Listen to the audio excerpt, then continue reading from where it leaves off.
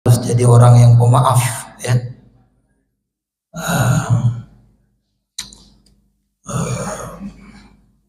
Di luar dari pengumuman tadi, ya, kita harus memaafkan apa yang terjadi. Sebenarnya segala sesuatu itu bisa selesai dengan saling maaf memaafkan, ya.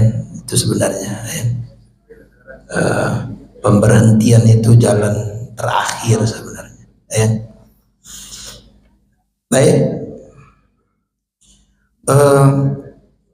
kita Ghaffar itu artinya kemarin kita terangkan, yaitu Allah Subhanahu wa Ta'ala yang menutup aib-aib kita dan membuka yang baik-baik dari diri kita. Jadi kita ini, Bapak Ibu, semuanya manusia itu tidak ada yang baik selalu. Kalau manusia itu baik selalu, pasti dia jadi malaikat. Manusia itu juga tidak ada yang jahat selalu, yang buruk pekerjaannya salah selalu. Kalau pekerjaannya salah selalu, pasti jadi iblis dia. Manusia itu kadang ada baiknya, kadang ada buruknya, kadang ada benarnya, kadang ada salahnya. Jadi Allah yang Al-Ghaffar itu Allah yang menutup kesalahan-kesalahan manusia dan menampilkan kebaikan-kebaikan manusia. Jadi kalau Allah buka keburukan kita semua, itu tidak ada yang jadi ustadz, tidak ada yang jadi pengurus masjid. Semua itu ada buruknya, semua itu ada yang salahnya. Tapi kita ini saya bisa jadi ustadz, ada yang jadi pengurus masjid, ada yang jadi RT RW. Itu karena Allah tutup keburukannya, Allah tampilkan kebaikannya. Nah, itulah Allah yang Al-Ghaffar itu. Nah, Bapak Ibu yang dirahmati Allah, kita maghrib ini lanjut dengan nama Allah atau sifat Allah. Setelah Al-Ghaffar, Allah mensifati dan menamai dirinya dengan Al-Qahhar. Jadi Allah itu Al-Qahhar. Al-Qahhar itu, Bapak Ibu, banyak dalam Quran Allah menamai dirinya dengan Al-Qahhar. Secara definisi, Al-Qahhar itu adalah wallahu alladzi yahliku a'da'ah bil mauti au ihanah. Dialah Allah Al-Qahhar, dialah Allah yang menghancurkan musuh-musuhnya, baik dengan cara dimatikannya atau dihinakannya. Ini dia Al-Qahhar. Jadi Al-Qahhar itu dialah Allah yang menghancurkan musuh-musuhnya, baik dengan cara dimatikannya ataupun dihinakannya. Nah, itulah yang kita sebut dengan, kalau diterjemahkan, Allah yang maha mengalahkan. Itu Al-Qahhar. Semua kalau berhadapan dengan Allah pasti kalah. Itu Allah yang Al-Qahhar. Jadi kalau kita menjadi musuh Allah dan berperang dengan Allah, pasti kalah. Allah mengalahkan musuhnya dengan dua. Kadang dimatikannya, kadang dihinakannya. Yang paling banyak itu dua-duanya. Dimatikannya dengan cara yang hina, itu dikalahkan. Orang kalau mati, tapi kalau matinya terhormat, itu baik. Semua kita ini pasti mati, tapi mati kita ini baik, terhormat atau terhina.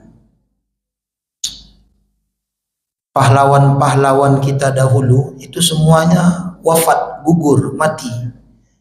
Tapi matinya terhormat. Makanya anak cucunya bangga, suaminya bangga, istrinya bangga, keponakannya bangga, kampung halamannya bangga. Disiksa, dimatikan oleh Belanda, oleh Jepang, dulu oleh PKI misalnya. Tapi karena dimatikan dengan cara terhormat, dia bangga. Ini enggak, musuh Allah itu dimatikan dengan cara dihinakan. Bapak Ibu, manusia itu banyak yang mampu menahan sakit fisik, tapi jarang yang mampu menahan sakit hati. Kadang-kadang sakit hati itu pergi kepada fisik. Banyak orang yang masalahnya banyak, hutangnya banyak, akhirnya stroke. Jadi sakit hati, sakit terhina itu pergi kepada sakit fisik. Ada orang yang kalau hatinya senang, tidak terhina, mulia, balik kepada fisiknya. Kok sehat-sehat siapa aku? Ayolah, makan batang buah, utang dah ada, lalok lama, orang saduallah hanya hormat kawa, masalah dah ada, sehingga jadi fisiknya sehat. Nah, ini dihinakan oleh Allah, dimatikan dengan cara dihinakan. Kalau kita survei, kita yang ada di masjid ini saja, pilih mana?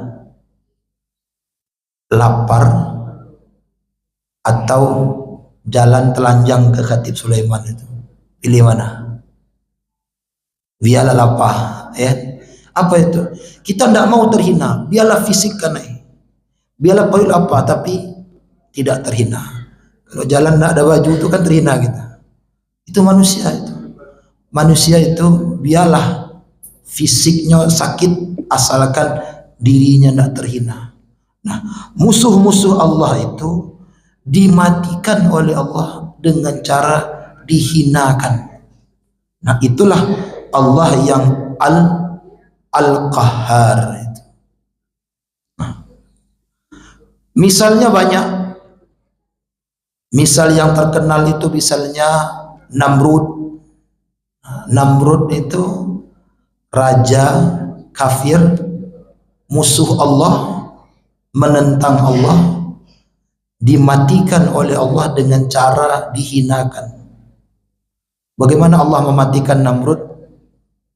Namrud itu mati dengan binatang kecil, namanya Az-Zubab, namanya langau dewa. Langau itu kan binatang, kalau ada langau di rumah itu kan binatang hina itu. Itu cara Allah mematikan Namrud. Dia masukkan langau itu ke dalam kepalanya dan hidup. Jadi kalau mati, dia mati Pak, dia mati raja itu diterkam singa, itu masih mending itu kan. Diterkam harimau masih mending itu. Ini enggak, dia mati dek langau, itu kan, itu hina sekali. Itu Namrud. Jadi dimatikan oleh Allah dengan cara Allah hinakan dia dengan memasukkan langau ke dalam. Langau ini apa nih? Facebook internasional ini kan. Lalat, masuk lalat ke dalam kepalanya. Hidup, gata-gata kepalanya. Acaranya ditokok sanang, itu Namrud. Akhirnya mati dia oleh binatang yang hina itu, oleh lalat itu. Ada Fir'aun.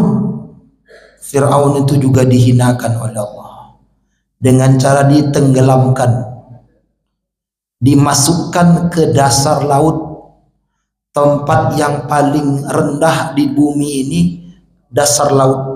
Itu Namrud, Fir'aun itu.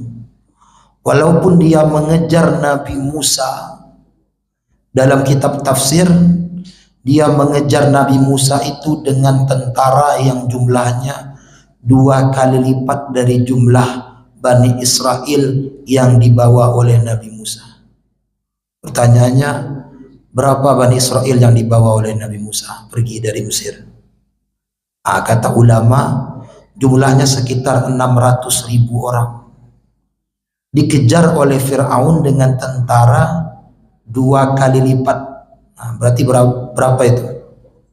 1 juta tentara. Tetap mati di bawah laut. Itu Fir'aun. Ada Abu Lahab. Abu Lahab itu juga mati, dihinakan oleh Allah. Bagaimana cara Allah menghinakan mati Abu Lahab? Dengan penyakit menular.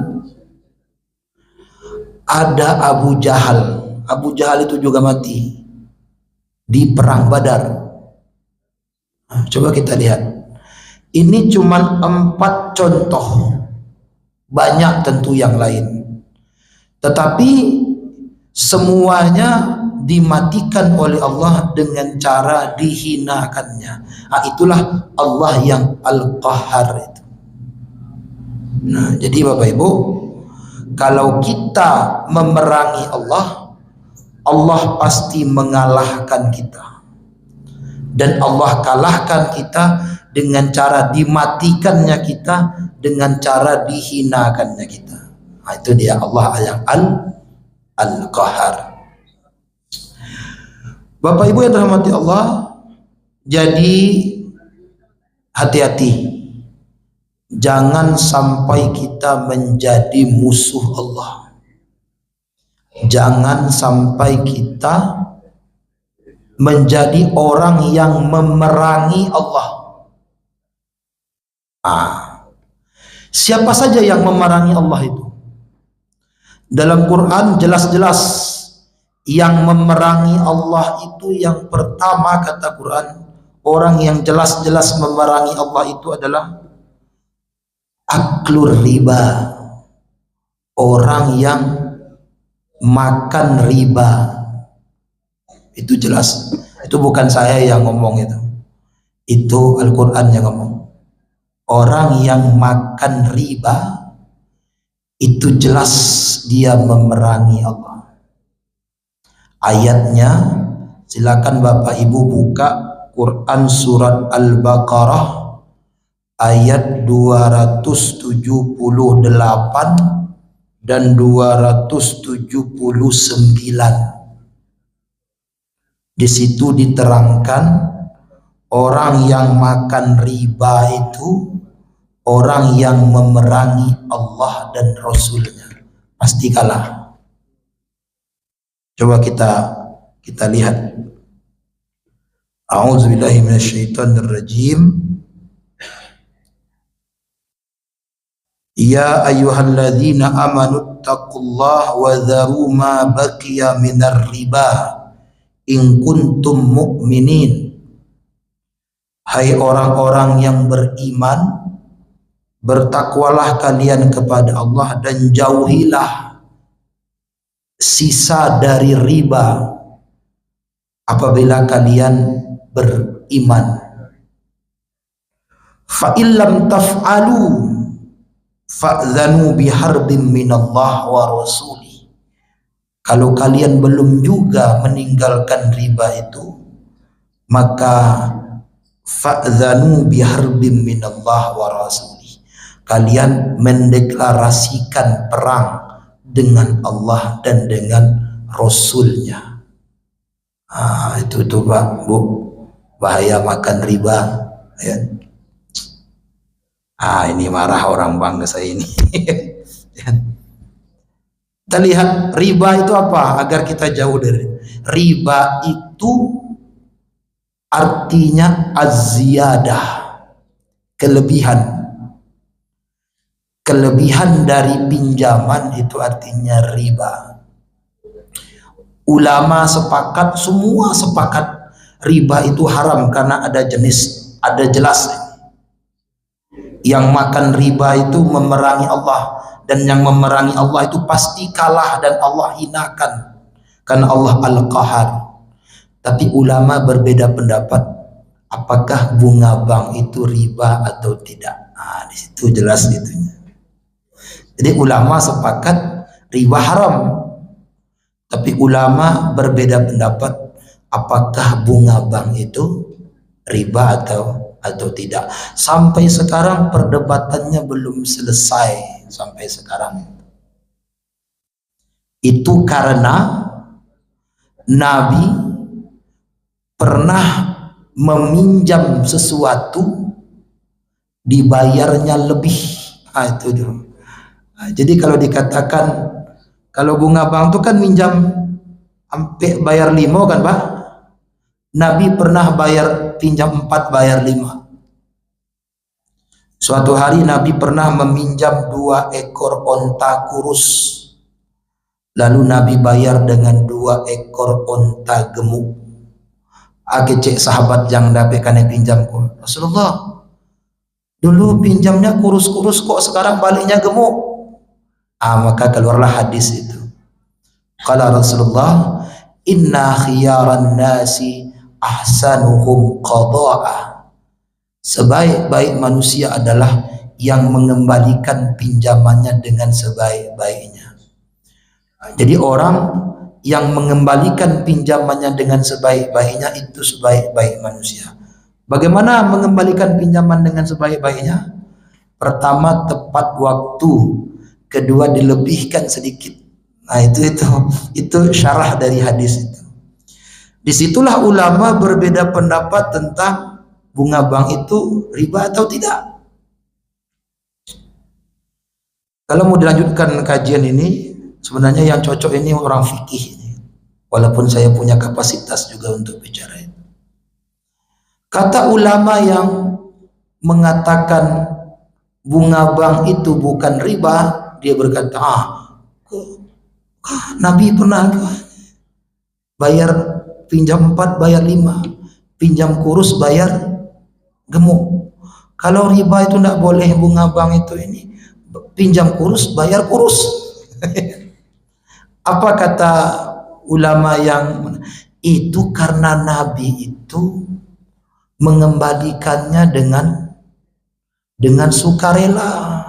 Jadi Nabi itu pinjam 4 bayar 5, yang 1 itu dia kembalikan dengan sukarela.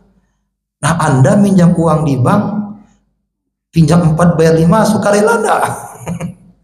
Sukarela enggak? Ya. Itu kata ulama yang menolak itu. Ya. Disitulah perdebatannya. Jadi intinya perdebatan itu masih ada sampai sekarang. Yang jelas dalam ilmu ekonomi Islam, ini karena saya pernah kuliah 2 semester dulu di manajemen lembaga keuangan Islam di Gontor dulu. Yang jelas ilmu ekonomi Islam itu membagi pinjaman kepada 2. Pinjaman produktif dan pinjaman konsumtif. Kalau pinjaman produktif itu wajib ada kelebihan. Kalau pinjaman konsumtif itu tidak boleh ada kelebihannya. Ya, nah itu ya.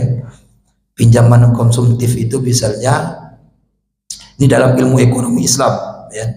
Ini beda lagi kalau dikaji ekonomi konvensional. Pinjaman produktif itu bisa, konsumtif itu misalnya meminjam untuk biaya rumah sakit, itu tidak boleh ada bunganya. Tapi kalau meminjam untuk usaha itu harus ada bunganya. Begitu ya, dalam ekonomi Islam. Yang jelas kalau riba berarti kita memerangi Allah dan Rasulnya. Itu yang pertama. Kita lanjut, nah waktu kita terbatas. Yang kedua itu yang memerangi Allah itu adalah orang yang memusuhi wali-wali Allah. Jadi orang yang memusuhi wali-wali Allah berarti itu dia memerangi Allah dan Rasulnya. Itu terdapat dalam hadis sahih yang diriwayatkan oleh Imam Bukhari dan Imam Muslim dari Abu Hurairah, an Abi Hurairah radhiyallahu anhu qala Rasulullah sallallahu alaihi wasallam, inna Allah ta'ala qala man adali waliyan faqad adzantuhu bil harbi. Sabda Nabi, kata Nabi, Allah itu berfirman, yang memusuhi wali-waliku berarti dia memusuhi diriku. Nah, itu. Jadi kalau kita memusuhi wali Allah, berarti kita memusuhi Allah. Kalau kita memusuhi wali Allah, berarti kita berperang dengan Allah. Dan yang berperang dengan Allah pasti kalah, baik dengan dimatikan maupun dengan dihinakan. Nah, siapa itu wali Allah? Wali Allah itu artinya banyak. Wali kota, wali nikah, itu beda-beda kan. Wali apa lagi? Wali songo. Wali itu artinya dekat. Nah, disebut seorang bapak sebagai wali nikah karena bapak itu dekat dengan anak perempuannya, maka disebut wali nikah. Ya. Disebut pemimpin itu wali kota karena pemimpin itu dituntut harus dekat dengan rakyatnya, maka jadi wali kota. Disebut ulama itu wali karena dia dekat dengan Allah, jadi wali itu artinya dekat. Orang yang dekat dengan Allah, kalau awak musuhi, berarti awakku memusuhi Allah. Jadi orang-orang yang dekat dengan Allah, rajin kamu saji, puasa Senin Kamis awak dia, ya. Boleh rajin sedekah, rajin membantu, ya. Rajin zakat, rajin umrohnya, ya. Ini jadi orang-orang dekat dengan Allah. Kalau kita musuhi mereka itu, kita memusuhi Allah dan Rasulnya. Itu. Nah, dua itu Bapak Ibu, itu yang terang-terang disebut dalam Quran dan dalam hadis orang yang berperang dengan Allah. Dua itu. Ya. Pertama apa tadi? Yang makan riba. Yang kedua, yang memerangi orang-orang yang dekat dengan Allah, orang-orang soleh. Dan orang-orang soleh ini tidak kelihatan. Kalau Nabi kelihatan ada kitab suci yang dibawa, orang-orang soleh ini tidak kelihatan.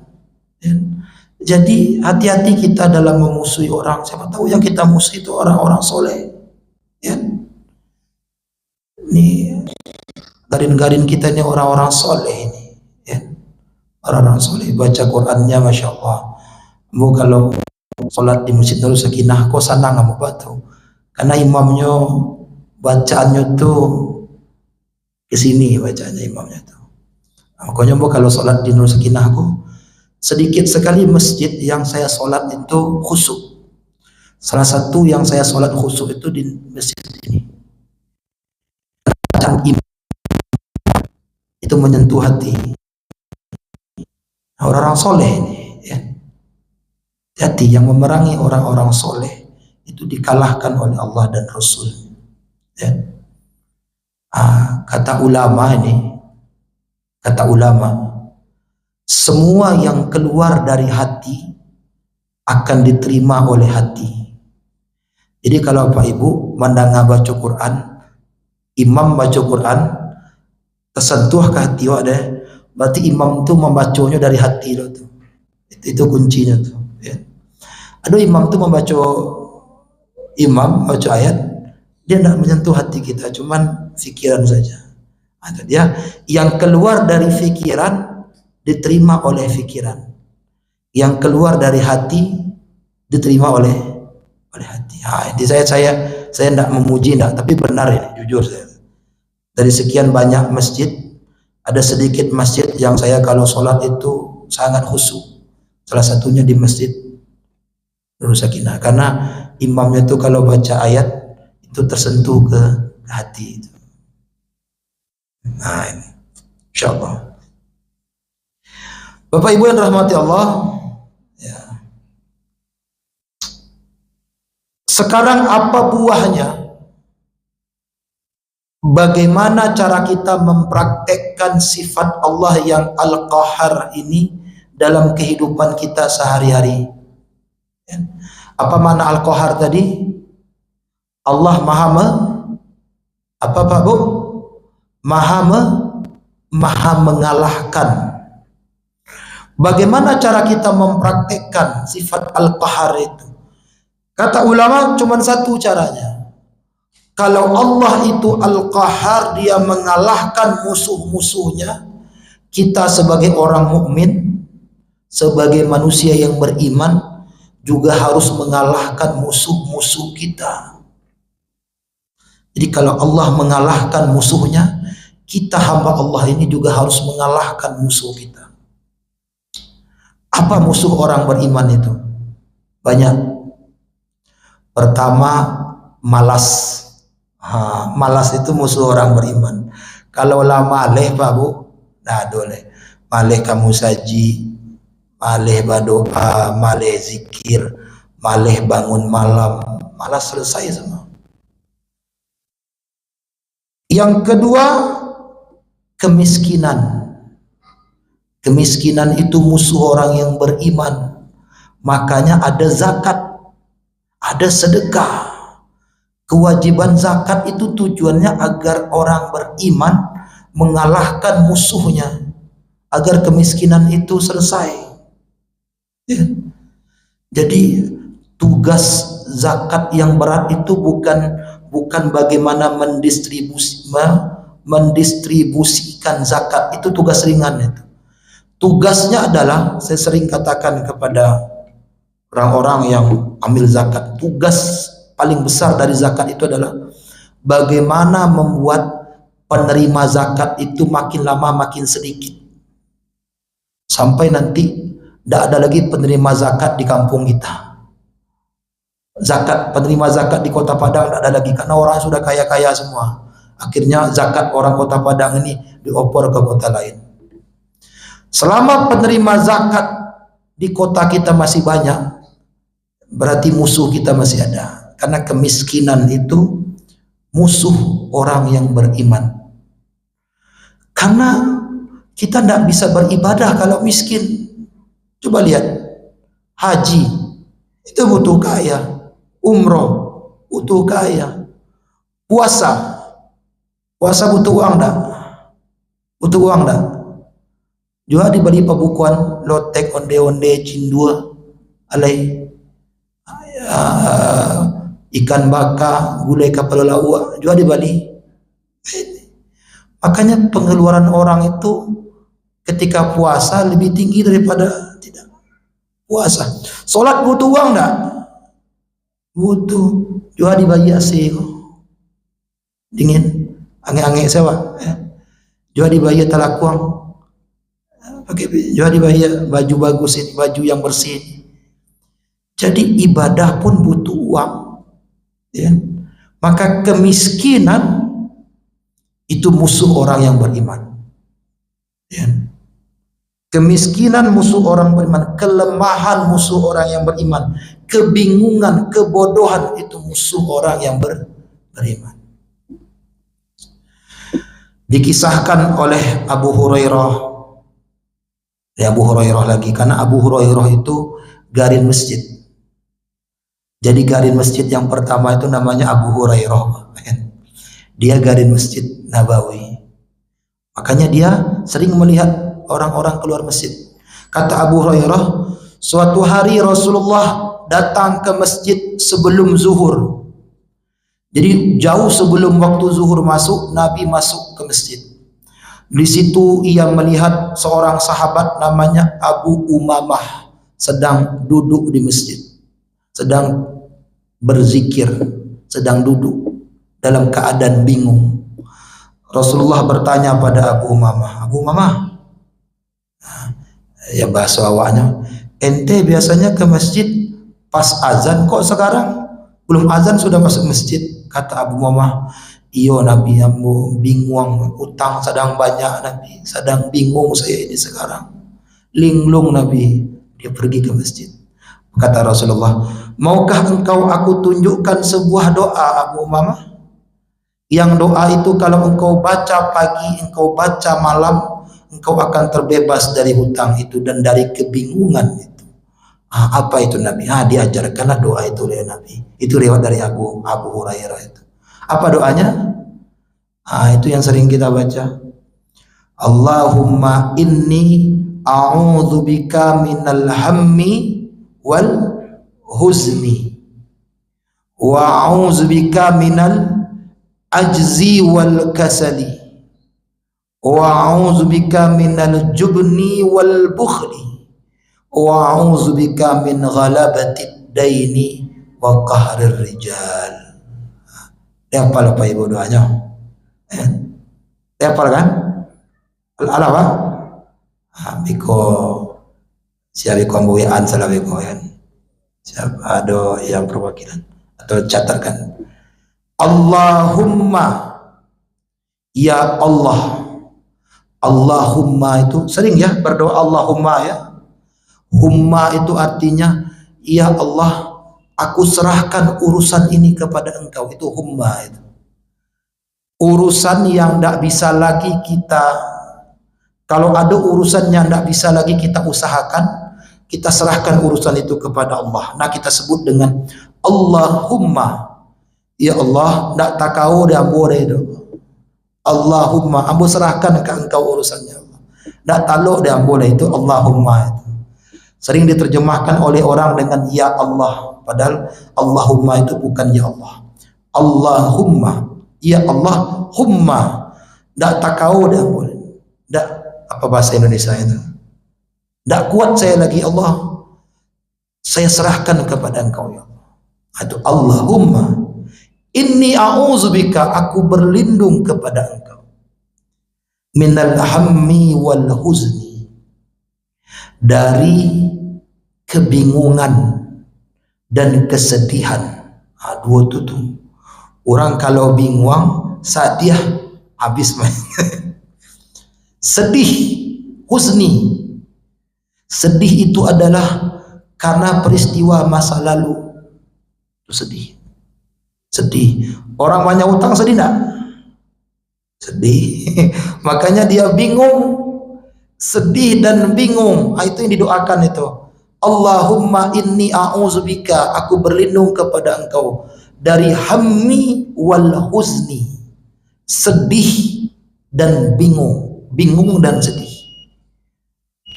Dikit. Wa minal ajzi wal kasali, dari lemah dan dari malas. Dia berhutang karena malas, keinginan tinggi, kerja malas, maka berhutang. Dia berlindung dari lemah dan malas. Wa minal jubni wal bukhli, dari rasa bakhil, ya, dan jubni, ya, dan lemah dan bakhil. Wa a'udzubika min ghalabatid daini wa qahri rijal, aku berlindung kepada engkau ya Allah dari ghalabatid daini, banyak hutang. Ghalabatid daini itu artinya dikalahkan oleh hutang. Wa qahri rijal, dan ditekan-tekan oleh orang. Orang kalau berhutang ditekan. Itu tuh. Coba kita lihat sebentar. Saya ingin, kita tidak disuruh berlindung dari hutang, tapi berlindung dari dikalahkan oleh hutang. Artinya boleh berhutang enggak? Boleh. Yang enggak boleh itu dikalahkan oleh hutang. Berhutanglah. Nabi pernah berhutang. Dia meminjam, pernah berhutang. Yang enggak boleh itu dikalahkan oleh hutang. Atau orang yang dikalahkan oleh hutang itu orang yang berhutang tidak tabayyi adanya hutang. Itu dikalahkan. Tapi kalau dia berhutang, negara saya berhutang. Masalahnya Negara kita ini semenjak ditinggalkan oleh bapak kita ini, ya, ini udah dikalahkan oleh hutang. Dulu hutang kita cuma 2000 berapa, sekarang sudah, mohon maaf, benarkan saya kalau saya salah, bunganya saja 800 triliun kita bayar per bulan. Kita bayar dapat. Jadi negara kita itu bukan hanya berhutang, tapi sudah dikalahkan oleh hutang itu. 800 T itu enggak, itu bayar bunga itu. Jadi berhutanglah kalau memang ini, tapi jangan sampai hutang itu mengalahkan kita. Artinya kita berhutang tapi awak ukur pendapatan kita bisa tidak membayar pinjaman kita itu. Nah, disitulah orang tidak dikalahkan oleh hutang. Jadi Bapak Ibu, cara mempraktekkan al-qahar itu dengan cara mengalahkan musuh kita, dan musuh kita itu adalah kebingungan, kebodohan, kemiskinan, ya, apalagi hutang itu juga musuh kita. Dan terakhir, musuh terbesar kita apa? Syaitan dan hawa nafsu. Nah, itu dua tuh. Kebodohan, kemiskinan, kebingungan, itu semuanya diakibatkan oleh syaitan dan hawa nafsu. Itu dua.